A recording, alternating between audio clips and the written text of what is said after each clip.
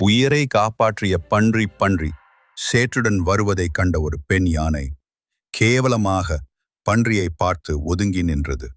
சேற்று பன்றிக்கு தன் தோழமை பன்றி முன் யானையின் இச்செயலால் அவமானமாய் போய்விட்டது.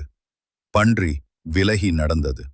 ஒரு நாள் எங்குமே நீர் கிடைக்காத யானைகள் கூட்டம் சேற்று பன்றி இருந்த குட்டைக்கு நீர் அருந்த வந்தது.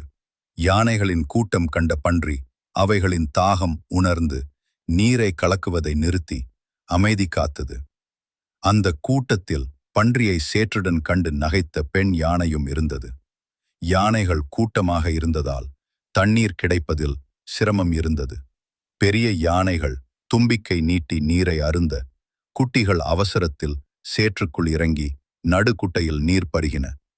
அனைத்து குட்டிகளும் கரையேற சேற்றை கேவலமாக எண்ணிய யானையின் குட்டி மட்டும் சேற்றில் மாட்டிக்கொண்டது.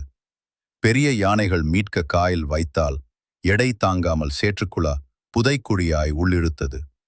தாய் யானை கதறியது.